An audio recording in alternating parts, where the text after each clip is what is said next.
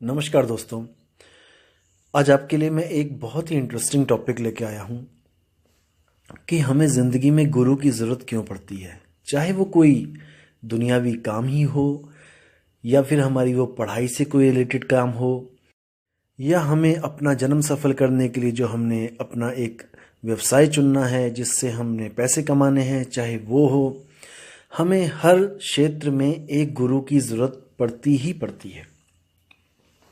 दोस्तों, अब गुरु के बारे में मैं बताऊंगा गुरु असल में होता क्या है।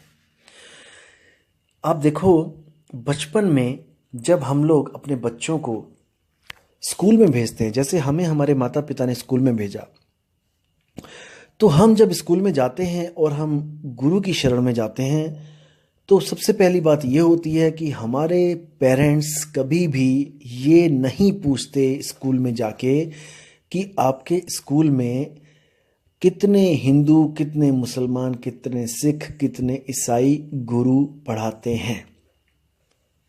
आप समझ रहे हैं दोस्तों मैं क्या कहना चाह रहा हूँ।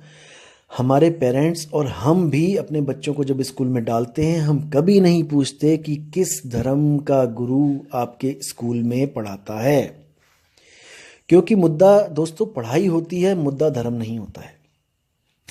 गुरु का कोई धर्म नहीं होता है, गुरु का ज्ञान होता है। तो इसीलिए कबीर साहब ने भी बोला है, जात ना पूछो गुरु की, पूछ लीजिए ज्ञान, मोल करो तलवार का, पड़ी रहने दो म्यान।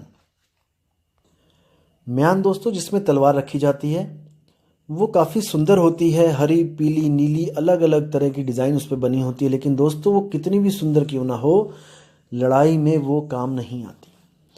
लड़ाई में वो काम नहीं आती, वो एक भी शत्रु को मार नहीं सकती, क्योंकि उसमें धार नहीं होती दोस्तों।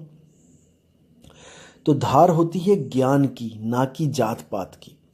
कबीर साहब कहते हैं, कभी भी किसी गुरु का धर्म जात मत पूछो, ये पूछो कि उसमें ज्ञान क्या है, वो किस ज्ञान की बात कर रहा है। दोस्तों ये बहुत ज़रूरी है कि हमारी ज़िंदगी में गुरु बचपन से ही आए, तभी हमारा जन्म सफल हो सकता है। अगर हमें कोई गुरु ना मिले तो हमारी क्या हालत होती है, आप खुद समझ सकते हैं। जो हमारे जो अक्षर हैं, जो हम बोल रहे हैं, ये अक्षर तक गुरु हमें बोलना सिखाता है। हम कुछ अक्षर घर में सीखते हैं, कुछ प्रोनाउंसिएशन अक्षरों की हमें गुरु सिखाता है, जैसे कल, कल, कमल, कमल, कितना कुछ सिखाया जाता है हमें गुरु के द्वारा। तो सोचो कि हम ये अक्षर बोलने के भी काबिल नहीं हैं ढंग से, अगर हमें गुरु ना मिले तो। क्योंकि अगर हम बोलने के काबिल होते तो गुरु कभी भी इन चीज़ों पे हमारा समय बर्बाद ना करता। लेकिन गुरु एक एक साल तक हमें यही पढ़ाता रहता है, यही समझाता रहता है कि कैसे किस अक्षर को बोलना है, और गलती करने पे हमें डांट भी पड़ती थी। जिसका मतलब ये नहीं था कि गुरु हमसे नफरत करता है, हमें डांट रहा है। इसका मतलब ये था कि गुरु हमें तराश रहा है, हमारी गलतियों को सही करके वो हमें सही रास्ता दिखाता था। तो दोस्तों आज जो हम छोटे छोटे अक्षर से लेके बड़े बड़े अक्षर तक जो बोलते हैं, अलग अलग भाषाएं बोलते हैं, ये सब गुरु की ही महिमा है, गुरु का ही प्रताप है। तो इसलिए जिंदगी में जिसके गुरु नहीं होता,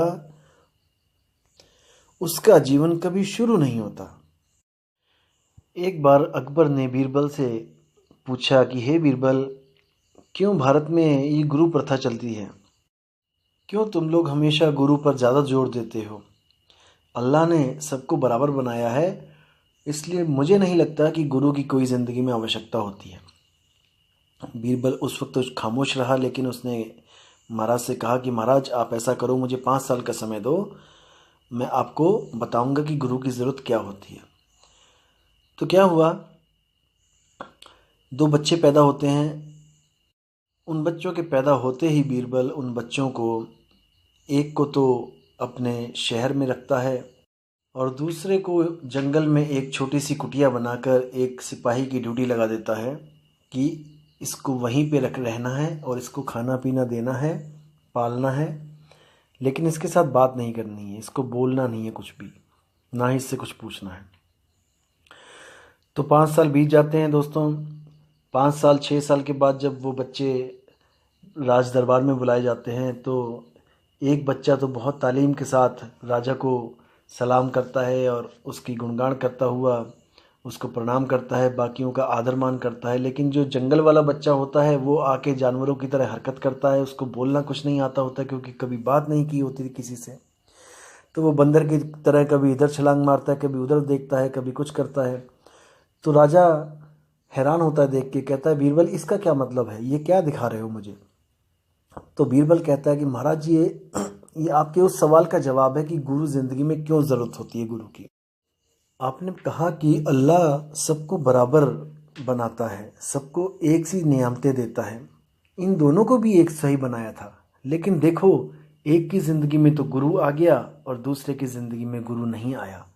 तो देखो कैसा ज़मीन आसमान का अंतर हो गया है। हालांकि ये दोनों अल्लाह ने बराबर ही बनाए थे। इसलिए दोस्तों गुरु ज़िंदगी में बहुत बहुत ज़रूरी है। कैसे ज़रूरी है? जैसे सब्जी में नमक। आप 500 रुपये किलो की सब्जी भी लेके आ जाओ, अगर आपने उसमें नमक नहीं डाला तो आपके गले से नीचे नहीं जाएगी, आपको वो स्वाद नहीं लग सकती। चाहे उसमें एक चुटकी नमक ही डालना है, लेकिन वो गुरु एक चुटकी नमक का ही काम करता है ज़िंदगी में। बिना गुरु के ज़िंदगी बेस्वाद होती है, चाहे वो कोई भी क्षेत्र है। जैसे कि आपने दोस्तों अपने स्कूल में 5वीं करी, 7वीं करी, 8वीं करी, 9वीं करी, 10वीं करी। आप 10वीं करके अगर बाहर आ भी जाते हो तो आप अनपढ़ों में नहीं गिने जाओगे, आप अनपढ़ नहीं कहलाओगे, क्योंकि आप लिख सकते हो, आप पढ़ सकते हो। लेकिन दोस्तों इतना करने के बाद भी अगर आप कहो कि मैं ये ज़िंदगी बिना गुरु के जी लूँगा तो ये बहुत मुश्किल हो जाएगी। कैसे? जैसे आपने 10वीं कर ली और आप सोच रहे हो कि अब मैं कुछ काम करूं। तो दोस्तों कुछ काम करूं मतलब कि कोई आपके अंदर जो हुनर हो आप वही काम करोगे। हुनर कैसे? मतलब कोई टीवी ठीक करता है, कोई कार ठीक करता है, कोई घर बनाता है, जैसे मिस्त्री का काम है, या फिर कोई प्लम्बर का काम करता है। ये सब दोस्तों, ये सब सीखने के लिए आपको किसी ना किसी के पास जाकर काम सीखना ही पड़ेगा। गुरु की ज़रूरत पड़ेगी ही पड़ेगी। अगर आप कहो कि मैं बिना किसी के पास गया मैं प्लम्बर बन जाऊं, मैं मैकेनिक बन जाऊं, मैं कोई टीवी मैकेनिक बन जाऊं, मैं कार मैकेनिक बन जाऊं, तो दोस्तों ऐसा संभव नहीं है। आप सीख सकते हो खुद से, ऐसी बात नहीं कि नहीं सीख पाओगे। आप भी कोई टीवी खोल लो और उसमें देखते रहो कि क्या क्या चीज़ कहाँ लगी है, कैसे कैसे डायोड लगे हैं, कैसे कैसे उसमें प्लग्स लगे हैं। लेकिन वो प्लग खराब हो जाए तो उसको ठीक कैसे करना है, ये आपको बताने के लिए एक गुरु का होना बहुत ज़रूरी है। आप नकल तो कर सकते हो बिना गुरु के, लेकिन नकल के लिए भी दोस्तों अकल की ज़रूरत होती है। जब आप कहीं फंस जाओगे, जब आप आगे काम नहीं कर पाओगे, कोई काम नहीं बनेगा, तब आपको ज़रूरत पड़ेगी ही पड़ेगी गुरु की। इसी तरह दोस्तों अगर आपने कोई केवल 10वीं करके अगर आप बाहर जाते हो, 8वीं 5वीं करके अगर आप स्कूल से बाहर निकलते हो और आप किसी दुकान पे भी अगर जाते हो छोटा मोटा काम ढूंढने, तब भी आपसे दुकानदार यही पूछेगा, बेटा तुम्हें आता क्या है, किस चीज़ का हुनर है तुम्हारे पास। याद रखो दोस्तों, अगर आपके पास हुनर है तो आपको उस क्षेत्र में कोई ना कोई काम ज़रूर मिल जाएगा और आपको अच्छी आमदनी होगी। लेकिन अगर आपके पास कोई हुनर नहीं है तो याद रखना दोस्तों, आप अगर कहीं पे काम प्राप्त कर भी लेते हो तो आपको झाड़ू पोछे के अलावा, साफ सफाई के अलावा या चाय पानी पकड़ाने के अलावा और कोई काम नहीं दिया जाएगा, क्योंकि आप में कोई हुनर है ही नहीं। तो गुरु की ज़रूरत होती है आपके अंदर हुनर पैदा करने की। अगर आप सुनियार के पास जाओगे तो वहाँ पर भी जो लड़के बैठे हैं वो भी सुनियारी का काम अपने गुरु से सीख के बैठे हैं। आप जाकर वहाँ नहीं बैठ सकते, हालांकि आप 5 तत्व में पूर्ण हो। जैसे उन लड़कों के पास 5 तत्व हैं, आपके पास भी 5 तत्व हैं। उनके पास बुद्धि है, आपके पास भी बुद्धि है। उनके पास मन है, आपके पास भी मन है, सब कुछ है। उनके पास आत्मा है, आपके पास भी आत्मा है। लेकिन फिर भी केवल गुरु ना होने के कारण आप वहाँ नहीं बैठ सकते, हुनर ना होने के कारण आप वहाँ नहीं बैठ सकते। और जो लोग कहते हैं कि गुरु देह होता है, उनसे बड़ा इस दुनिया में मूर्ख कोई नहीं है। गुरु देह नहीं होता, गुरु ज्ञान होता है दोस्तों। गुरु होता है ज्ञान। जैसे बचपन से लेके आप आज तक जितनी भी क्लासें पढ़े हैं दोस्तों, गुरु आपने बनाए हैं। बिना गुरु के आप एक कक्षा भी पार नहीं कर पाए। लेकिन एग्जाम में कोई भी गुरु आपके साथ बैठ के आपकी मदद नहीं करता दोस्तों। एग्जाम में आपने अकेले ही लिखना है, अकेले ही सारे सवालों के जवाब देने हैं। लेकिन फिर भी गुरु आपके साथ होता है, किस रूप में? शब्द रूप में। जो शब्द गुरु ने आपको क्लास में बताए थे और जिन बच्चों ने उसको ध्यान से सुना था, उसका अभ्यास किया था, वो गुरु अपने बच्चों के साथ शब्द रूप में पल पल संग रहता है। इसको समझना है दोस्तों। कोई भी गुरु से आपने ज्ञान लिया, कुछ भी आपने कोई भी हुनर सीखा, वो भी गुरु जो आपको बता रहा है, जो समझा रहा है, वो शब्द आपके दिमाग में जा रहे हैं और गुरु आपके दिमाग में ऑटोमेटिकली शब्द रूप में फिट हो रहा है। भविष्य में आपके जिंदगी में कभी भी कोई परेशानी आएगी, कोई उसी क्षेत्र में कोई ऐसी दिक्कत आ जाएगी जहां पर आपको समझ नहीं आ रहा है अब क्या किया जाए, तब याद रखना दोस्तों, आप क्या याद करने की कोशिश करोगे? आप अपने गुरु के शब्दों को याद करने की कोशिश करोगे कि मेरे गुरु ने इस बारे में क्या बोला था, कि ऐसी दिक्कत आएगी तो क्या करना पड़ेगा। तो गुरु आपके साथ है दोस्तों, आपने बस उसको ध्यान देना है। आप जब ध्यान दोगे तो वो गुरु की एक एक बात आपको सुनाई देने लग जाएगी, उसकी कहीं कहीं एक एक बात आपको याद आने लग जाएगी। इसका मतलब गुरु देह नहीं, गुरु विदेह है, गुरु शब्द है। याद रखना दोस्तों, गुरु शब्द है। जो लोग सोचते हैं कि गुरु एक देह है, उसके पैर दबाने हैं, उसकी सेवा करनी है और सब कुछ गुरु की देह को मान लेते हैं दोस्तों, वो बिल्कुल गलत है।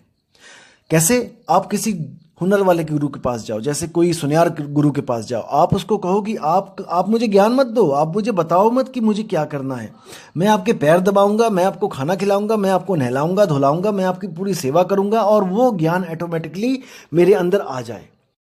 ऐसा कदापि नहीं हो सकता दोस्तों, कदापि नहीं हो सकता। लेकिन किसी भी गुरु से आपने कोई ज्ञान प्राप्त करना है दोस्तों, तो उसकी सेवा तो करनी ही पड़ेगी, उसकी सेवा तो करनी ही पड़ेगी। सेवा का मतलब क्या है कि उसके कहने में भी चलना पड़ेगा और अपने मन को निर्मल करने के लिए, एक ध्यान को एकाग्र करने के लिए आपको पूरा कंसंट्रेट भी करना पड़ेगा। अगर आपको नहीं यकीन है तो आप किसी दुकान पे जाकर काम सीख के देखो दोस्तों। जैसे ही आप वहां पे जाओगे तो आपको वहां झाड़ू भी लगाना पड़ेगा, पोछा भी लगाना पड़ेगा उस दुकान पे, हर काम जाले भी उतारने पड़ेंगे वहां पे, सब कुछ करना पड़ेगा केवल उस ज्ञान को सीखने के लिए। और वो सब इसलिए करना पड़ता है दोस्तों, वो गुरु इसलिए करवाता है ताकि आपके अंदर एक शिष्य की भावना आए कि मैं यहाँ पे कुछ सीखने आया हूँ, कुछ लेने आया हूँ, कुछ देने नहीं आया। आप भले ही घर से क्यों ना चौधरी हो, घर से क्यों ना आप लाखों करोड़ों के मालिक हो, लेकिन अगर आप कहीं पे काम सीखने जाते हो तो आप अगर अपना अहंकार लेके जाओगे तो वो गुरु चाहते हुए भी आपको वो काम नहीं सिखा पाएगा। क्योंकि आप कुछ गलती करोगे, गुरु वहां पे डांटना चाहेगा, लेकिन आप चौधरी बनोगे, आप करोड़पति बनोगे कि नहीं तूने मुझे क्यों डांट दिया, तो गुरु वहां पर अपने ज्ञान को पूरा नहीं दे पाएगा। आप कुछ सीखने की कोशिश नहीं करोगे, वहां पे अगर आप अपनी हैसियत दिखाने की कोशिश करोगे तो गुरु आपको चाहते हुए भी वो पूर्ण ज्ञान नहीं दे पाएगा। और इसीलिए निम्न पद में लाने के लिए, आपके मन को शुद्ध करने के लिए आपसे सेवा करवाई जाती है, आपसे झाड़ू लगवाए जाते हैं, ताकि आपके मन से ये अहंकार निकल जाए कि मेरी कोई हैसियत है। याद रखो दोस्तों, जब तक आपके मन में ये है कि मेरी कोई हैसियत है, जब तक आप कभी भी उस ज्ञान को नहीं समझ पाओगे, क्योंकि ये ज्ञान अपनी हैसियत खत्म करके गुरु की हैसियत तक पहुंचने के लिए बना गया है। याद रखना दोस्तों, अगर आप अपने आप को करोड़पति समझते हो और करोड़पति ही मानते हो तो आप कभी अरबपति नहीं बन सकते। आपको अरबपति बनने के लिए करोड़पति की भावना को खत्म करना ही पड़ेगा। तो दोस्तों, जितना मैंने आपको बताया है इस पे विचार करना पड़ेगा, विवेक लगाना पड़ेगा और सत्य असत्य का निर्णय आपको खुद करना पड़ेगा, क्योंकि आप ही वो दिव्य हंस हो, आप ही वो हंस हो जो नीर और शीर यानी कि दूध और पानी को अलग अलग करके दूध तो पी लेता है और पानी को छोड़ देता है। इसलिए आपने एक हंस बनना है और गुरु को धारण करके अपने आप को निखारना है। कुछ लोग दोस्तों ऐसे भी मिलेंगे आपको जिंदगी में जो आपको कहेंगे कि नहीं, बिना गुरु के भी आत्मा परमात्मा को पाया जा सकता है, बिना गुरु के भी इस दुनिया के किसी भी काम को सीखा जा सकता है। दोस्तों, ऐसा कदापि नहीं हो सकता। आप दुनिया का भी कोई काम अगर अपने मन से भी करने लग जाओ तो दोस्तों आप उतना ही ज्ञान प्राप्त कर सकते हो जितना आपको अनुभव होगा। और याद रखना दोस्तों, अनुभव गलत और सही दोनों होते हैं। अनुभव का मतलब ये नहीं होता कि आपको सही ही अनुभव हुआ है। सही अनुभव हुआ है इसका कैसे पता लगेगा आपको? जब आप किसी ऐसे व्यक्ति के साथ उस अनुभव को मैच करवाएंगे, तब आपको पता लगेगा कि ये मेरा अनुभव सही है या गलत है। तो हमारे जितने भी अनुभव होते हैं, जैसे बड़े बड़े साइंटिस्ट हैं, उन्होंने अपने अनुभव लिखे हैं। याद रखो दोस्तों, अगर 1000 बार उसको अनुभव हुआ है, जैसे आइंस्टाइन ने बल्ब बनाया था, तो उसने बताया कि मैंने 1000 बार कोशिश करी और जिसमें से 1000 अनुभव में से 999 अनुभव मेरे गलत थे। क्योंकि जब उसने आखिरी बार 1000वें अनुभव में जब बल्ब बनाया, तब उसको रोशनी बल्ब से प्राप्त हुई। इसका मतलब कि उसने जो 999 बार जो कोशिशें करी थी, जो अनुभव प्राप्त किया था, वो गलत था। अगर उन 999 तरीकों से अगर आप अनुभव प्राप्त करने की कोशिश करोगे, तो आप भी जीरो तक ही पहुंच पाओगे, क्योंकि उसके वो अनुभव ही गलत थे।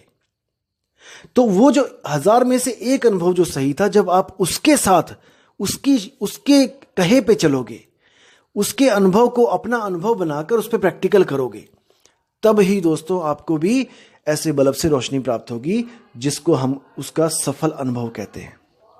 तो दोस्तों, विचार करना है, विवेक लगाना है, ऐसे ही किसी के पीछे नहीं चले जाना है। मैं फिर से बोलूंगा, दुनिया में हजारों लाखों गुरु हैं, एक पत्थर उठाओगे 2 गुरु निकलेंगे, ऐसी स्थिति हो चुकी है आज। लेकिन दोस्तों याद रखना, गुरु बहुत बहुत बहुत ज़्यादा सोच समझ के करना चाहिए, विवेक लगा के करना चाहिए।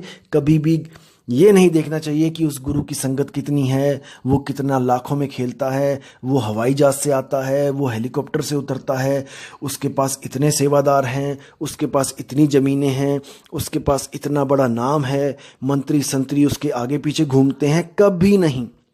ये सब 3 लोग की बातें हैं दोस्तों। हमें जो गुरु चाहिए, हमें इन लोगों से पार उस सत्य स्वरूप शब्द को लखाने वाला गुरु चाहिए, जिसके लिए मदन साहिब कहते हैं, सोई गुरु पूरा कहाए, 2 अक्षर का भेद बताए, एक छुड़ाए एक लखाए, तब प्राणी निज घर को जाए।